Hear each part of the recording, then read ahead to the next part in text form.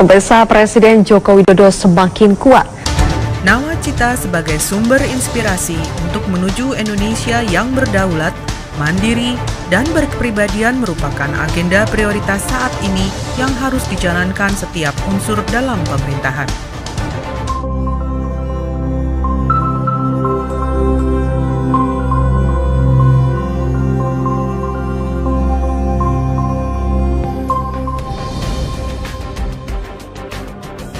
This is Indonesia Civil Aviation Today. Connections from north to south must fly through our airspace. It is home to 250 million people. It stretches over 5,000 kilometers, a distance equal to Sweden to Vladivostok. It is home to almost 100 million passengers annually, and some of them could be your loved ones. It is home to 2 Flight Information Regions, or FIR, equal to 25 European FIR. A remarkable double air travelers' growth and demand of domestic markets, Indonesia is always at the radar of global aircraft manufacturers. It is home to 237 airports. It is a member of the world's major leading global organizations. It has the most friendly airspace and climate. It is the world's largest archipelago. Air travel is key to our existence.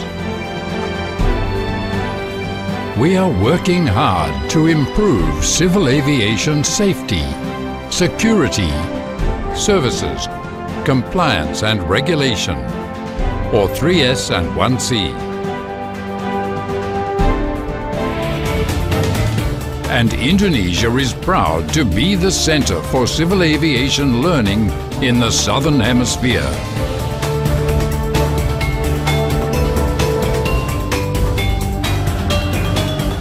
We hope you have a wonderful journey to wonderful Indonesia.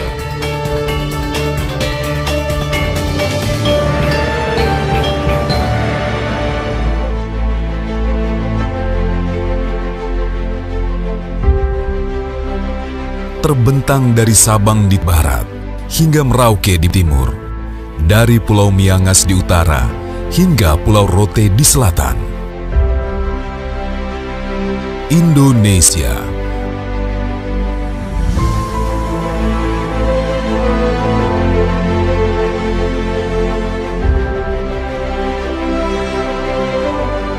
Dengan populasi lebih dari 250 juta jiwa yang tersebar di ribuan pulaunya, konektivitas antar wilayah dan pemerataan pembangunan adalah keniscayaan yang harus diwujudkan. Pembangunan infrastruktur transportasi adalah jawabannya. Transportasi akan membuka keterisolasian, menekan disparitas harga, menumbuhkan perekonomian secara lebih merata, dan mengembangkan potensi masyarakat di berbagai kawasan secara lebih maksimal.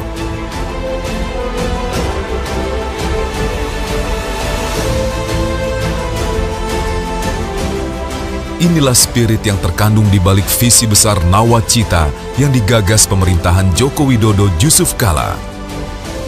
Salah satu butir Nawacita yang sangat tepat menjawab tantangan Indonesia adalah membangun Indonesia dari pinggiran dan memperkuat daerah-daerah di desa dalam kerangka negara kesatuan. Pembangunan tidak lagi terfokus di Pulau Jawa, tetapi merata di seluruh wilayah hingga kawasan terluar, terdalam, terisolasi, dan rawan bencana. Inilah paradigma baru, Indonesia sentris.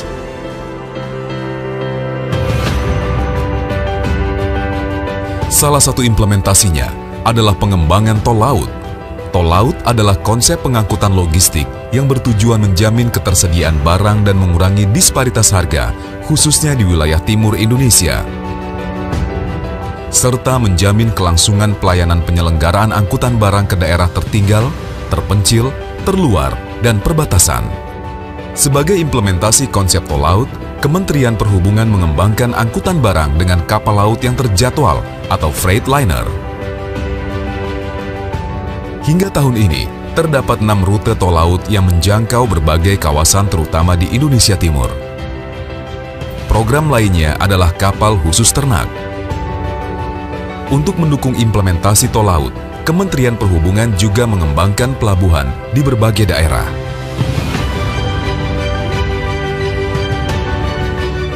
Selama tahun 2015, Kementerian Perhubungan menyelesaikan pembangunan 35 pelabuhan dan memperbaiki 160 pelabuhan.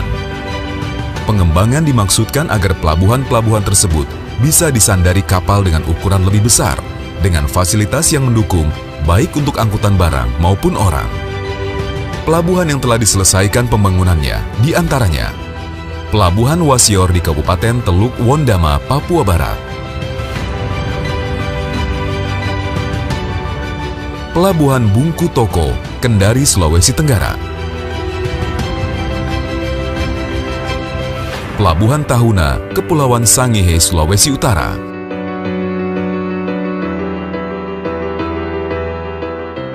Pelabuhan Laut Matangisi, Sulawesi Tengah,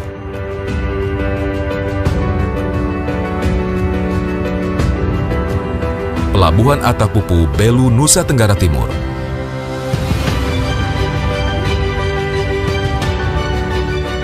Pelabuhan Marapokot, Nagekeo, Nusa Tenggara Timur,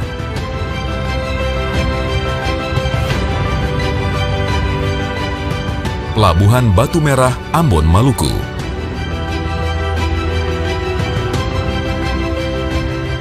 Pelabuhan Sukadana, Kayong Utara, Kalimantan Barat,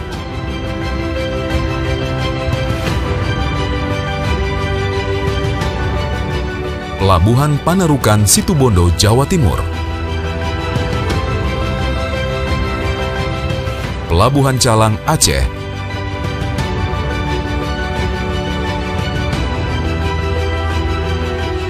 Pelabuhan Tobelo dan Galela, Halmahera Utara, Maluku Utara,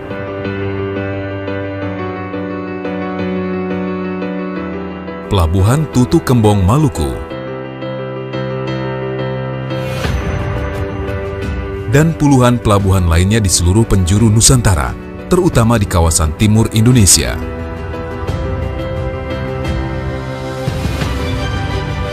Tidak hanya prasarana, pembangunan sarana pun tidak terabaikan. Selama tahun 2015, Kementerian Perhubungan membangun 100 kapal perintis, 77 kapal patroli, dan 10 kapal navigasi. Untuk mendukung keselamatan pelayaran, telah dibangun 232 fasilitas sarana bantu navigasi pelayaran atau SBNP, 5 unit Vessels Traffic Services atau VTS, dan 25 unit Global Maritime Distress Safety System atau GMDSS.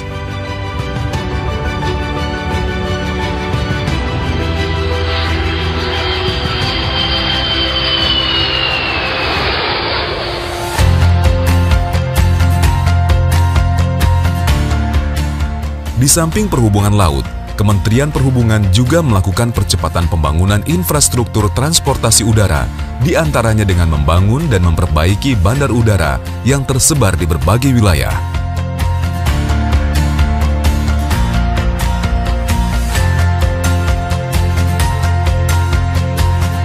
Selama tahun 2015, telah diselesaikan pembangunan beberapa terminal bandara baru, di antaranya adalah Bandara Komodo, Labuan Bajo, Nusa Tenggara Timur,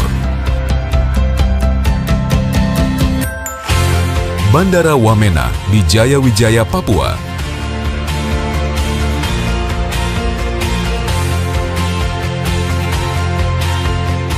Bandara Rembele, Bener Meriah, Aceh,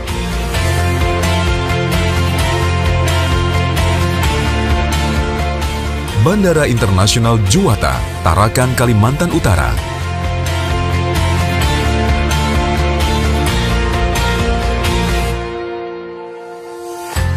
Bandara Matahora, Wakatobi, Sulawesi Tenggara,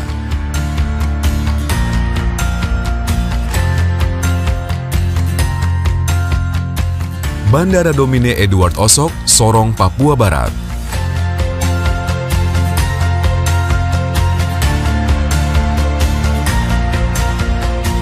Bandara Mopah, Merauke, Papua.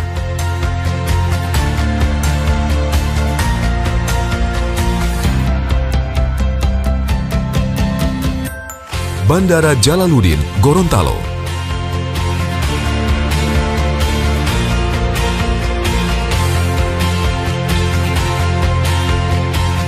Bandara Bua, Luwu, Sulawesi Selatan.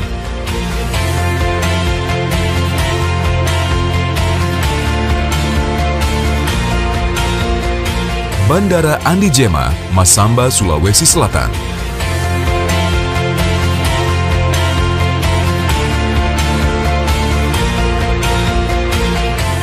Serta puluhan bandara lainnya.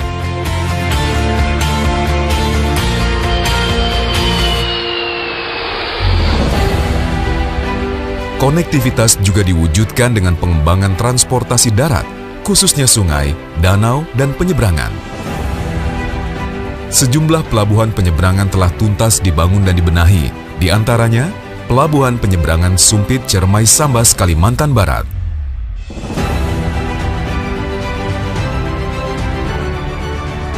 Pelabuhan Penarik Dabo Lingga, Kepulauan Riau.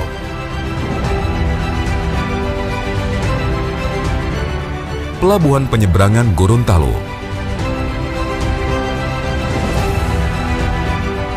Pelabuhan Penyeberangan Amolengo, Konawe Selatan, Sulawesi Tenggara.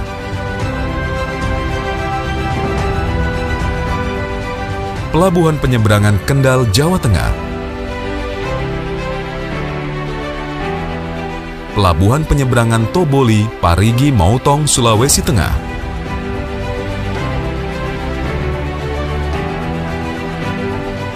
Untuk sarana transportasi berbasis jalan raya, Kementerian Perhubungan membangun 1050 bus rapid transit untuk mendukung pengembangan angkutan massal di 16 provinsi. Dari sisi prasarana, Kementerian Perhubungan merenovasi 16 terminal tipe A di sejumlah provinsi dan kota.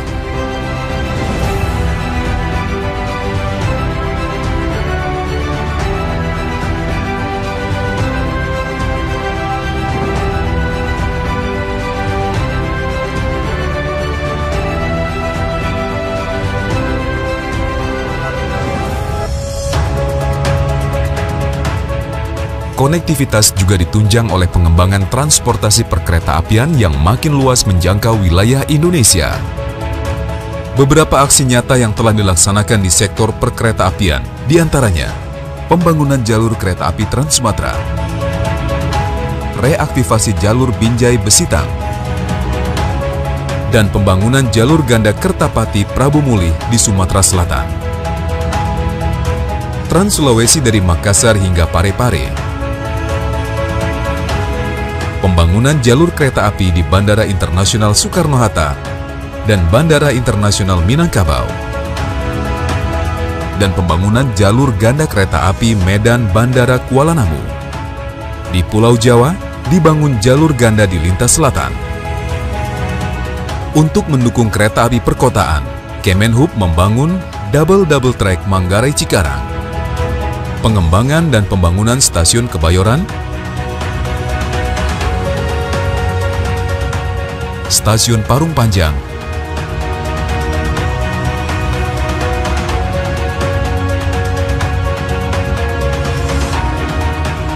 Stasiun Maja,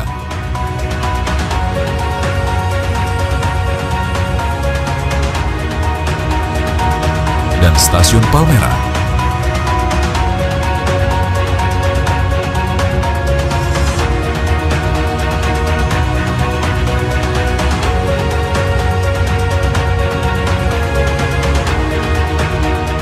Membangun transportasi memerlukan dukungan sumber daya manusia yang kompeten dan profesional. Untuk itu, Kementerian Perhubungan membangun dan mengembangkan pusat-pusat pendidikan transportasi pada 26 kampus yang tersebar di seluruh Indonesia.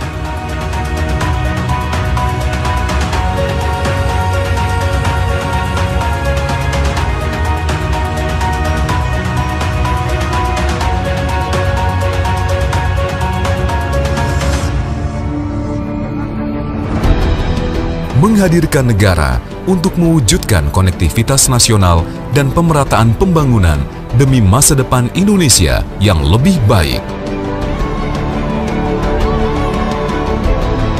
Merangkai, menyatukan Indonesia.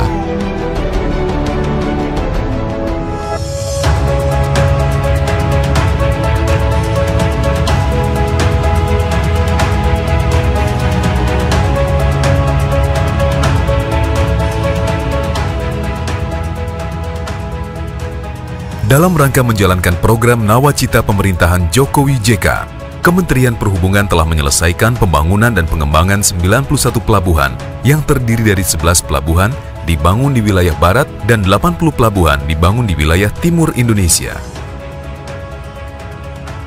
Dari 11 pelabuhan yang dibangun di wilayah barat Indonesia, 2 diantaranya berada di Pulau Kalimantan, yaitu di Provinsi Kalimantan Barat dan Kalimantan Tengah. Bumi Katulistiwa, itulah julukan Provinsi Kalimantan Barat, karena dilalui oleh garis Katulistiwa yang membagi bumi menjadi 2 bagian, yaitu belahan bumi utara dan belahan bumi selatan, dengan durasi masa siang dan malam hari sama, yakni 12 jam. Selain itu, provinsi ini juga dijuluki sebagai Provinsi Seribu Sungai, oleh karena memiliki ratusan sungai besar dan kecil yang dapat dilayari oleh kapal. Luas wilayah Provinsi Kalimantan Barat adalah 7,53% dari luas Indonesia dan merupakan provinsi terluas keempat setelah Papua, Kalimantan Timur, dan Kalimantan Tengah. Di Provinsi Kalimantan Barat terdapat 14 kabupaten atau kota, salah satunya adalah Kabupaten Kayong Utara.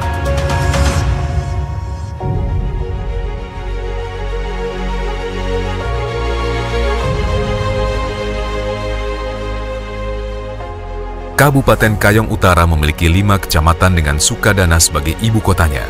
Sukadana merupakan kota tua di Nusantara yang sebagian wilayahnya terdiri dari wilayah perairan, yang menjadikannya sebagai daerah yang memiliki potensi perikanan yang menjanjikan, serta memiliki komoditi unggulan lain berupa hasil perkebunan seperti kelapa sawit, karet, kopi, dan kelapa.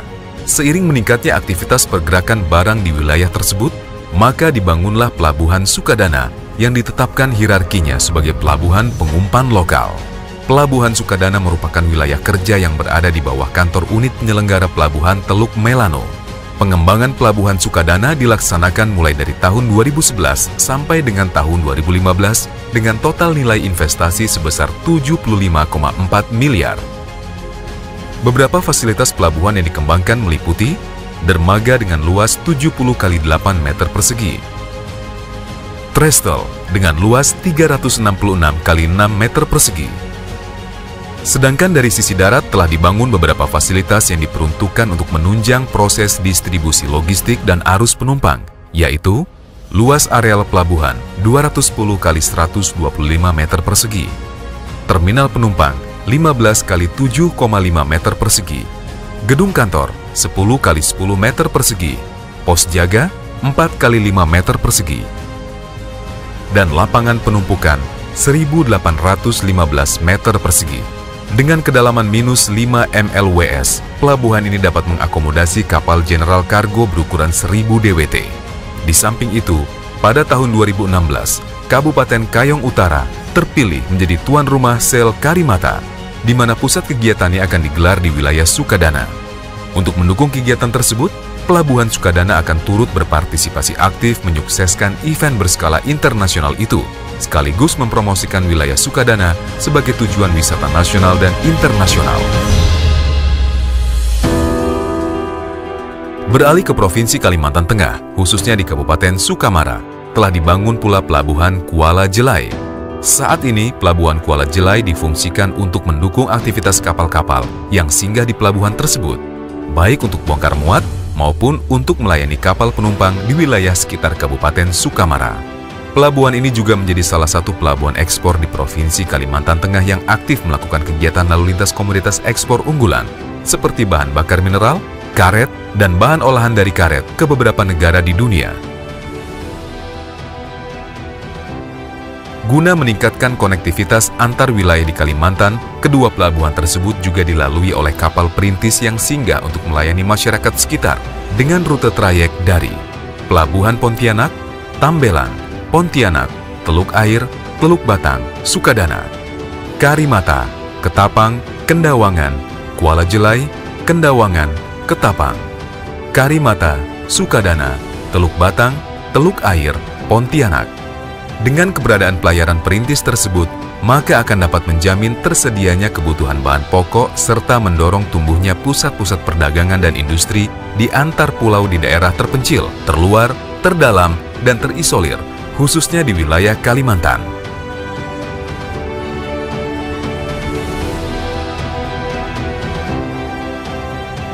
Menghadirkan negara demi segenap bangsa, merangkai, menyatukan Indonesia, serta memanfaatkan Laut NKRI untuk kesejahteraan bangsa.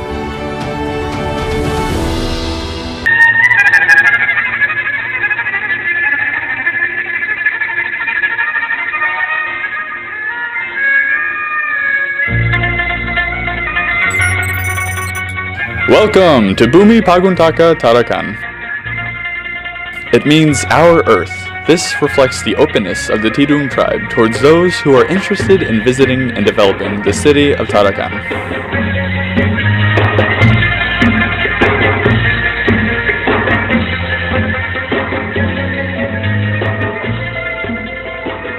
Geographically, the city has a strategic location. It's right by the border of Indonesia, Sabah, Malaysia, and South Philippines. This has made Tarakan a city of services, transit, trade, and industry. Tarakan is rich with natural resources such as petroleum. Historically, Tarakan was a base for some Dutch and Japanese militaries to protect their colony in Nusantara. Today, you can see some historical heritages in the city. In Tarakan, you will enjoy the scenery of mangrove forest and seeing Bekantan monkeys jumping from tree to tree. All are in the Mangrove Bekantan Conservation Area of 8.8 hectares.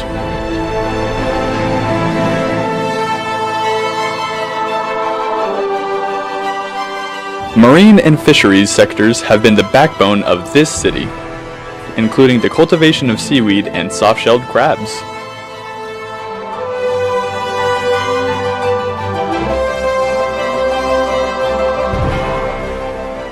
Seeing the geographical condition in the province of North Kalimantan, the Indonesian government looks to improve and increase transportation services.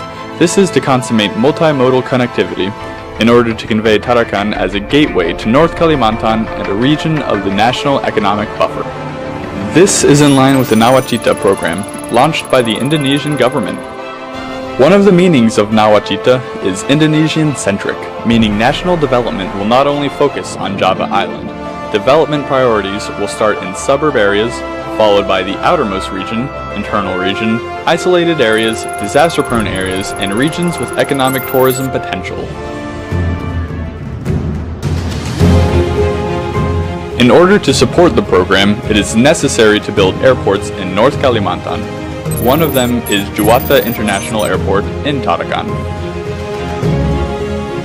This is a first-class airport service unit that serves both domestic and international routes. The development of Juwata International Airport is indispensable to accommodate the needs of public transportation, which has been growing rapidly each year. A new modern designed and environmentally friendly terminal has been built. It makes use of the sun as a source of natural light and features traditional patterns that maintain the preservation of local culture. The officers are ready to serve.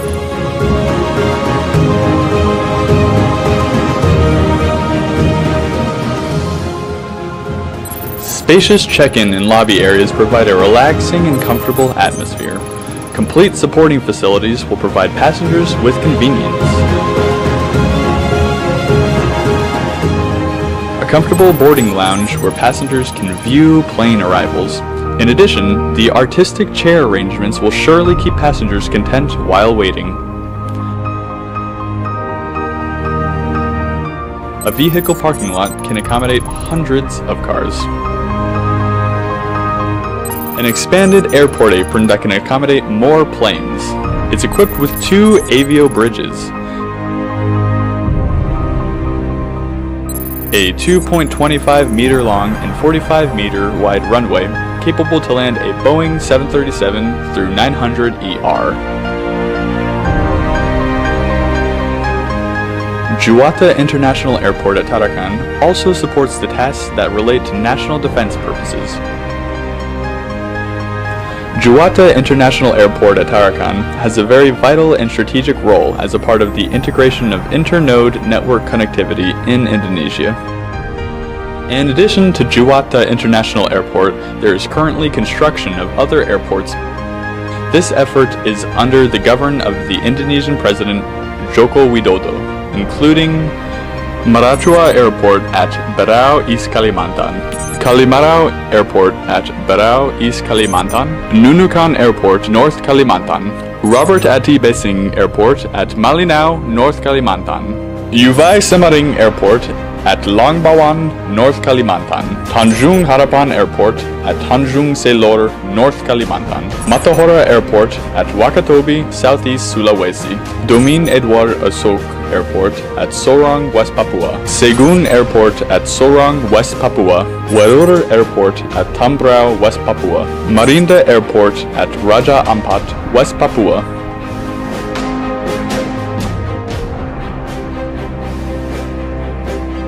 Juwata International Airport at Tarakan is also planned as a hub to connect the ship dock located in front of the terminal with a canal that connects to the ocean.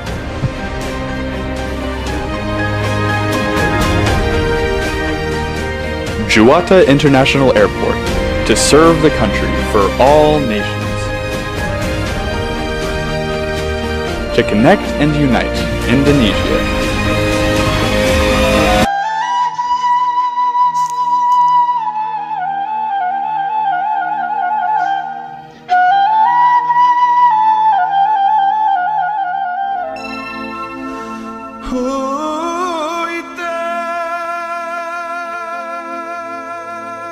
The lovely, cool, and beautiful scenery.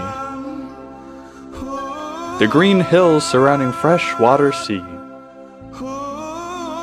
With a height of around 1,400 meters above sea level, this region is named Bener Meriah. It's the youngest district with the capital of Simpang Tiga Redelong, a part of the province of Aceh. It's the expansion of the province of Central Aceh. With the geographical location that's surrounded by hills and active volcanoes, this area is prone to natural disasters, such as earthquakes and volcanic eruptions. This is a memorable place where Indonesian President Jokowi used to live and work at a processing wood company.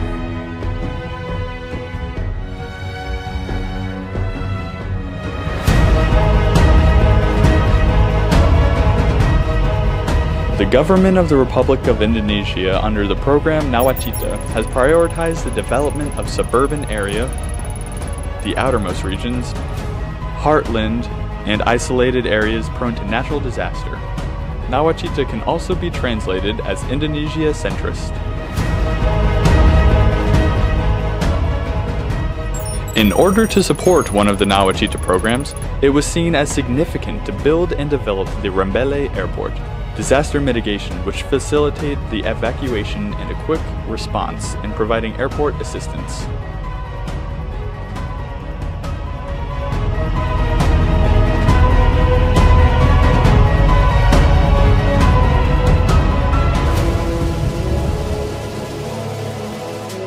Currently, Rembele Airport has developed and improved its facilities to enhance its role as an airport that has added value, as well as to support the potentiality of the district.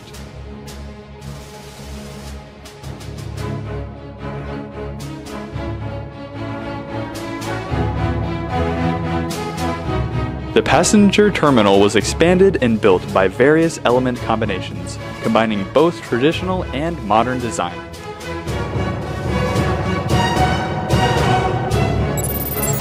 A complete facility has provided safety and comfort for passengers.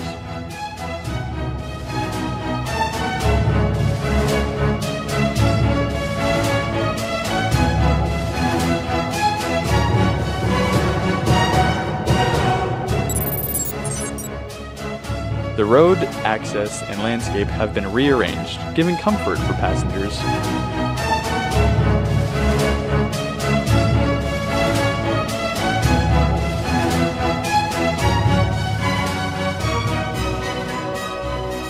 The Rembele Airport development has included the extension and the expansion of the apron that can accommodate larger types of aircraft. The airport is expected to be the most reliable form of transportation.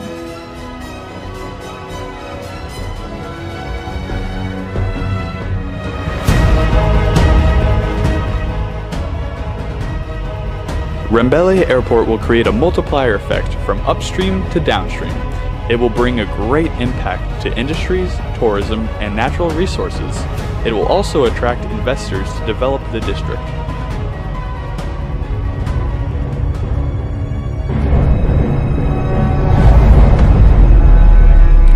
International Rembele Airport connects and unite Indonesia.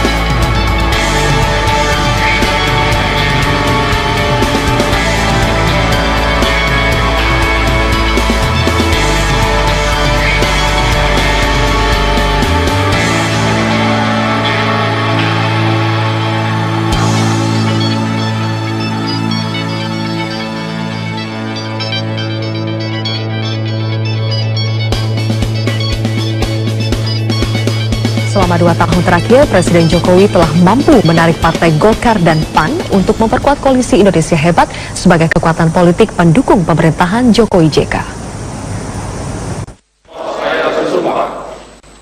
Bagi saudara-saudara yang beragama Presiden Joko Widodo, Wakil Presiden Yusuf Kala, dilantik 20 Oktober 2014. Pasangan ini diusung Koalisi Indonesia Hebat yang terdiri atas PDIP, PKB, Nasdem, Hanura, dan PKPI dengan perolehan 207 atau 36,9% kursi di DPR RI. PKPI sendiri tidak memiliki kursi di DPR. Jokowi pun tak mendapat dukungan politik yang kuat di DPR karena dikuasai oleh Koalisi Merah Putih atau KMP. Pimpinan dan alat kelengkapan DPR pun dikuasai oleh KMP. Besok masih ada persidangan.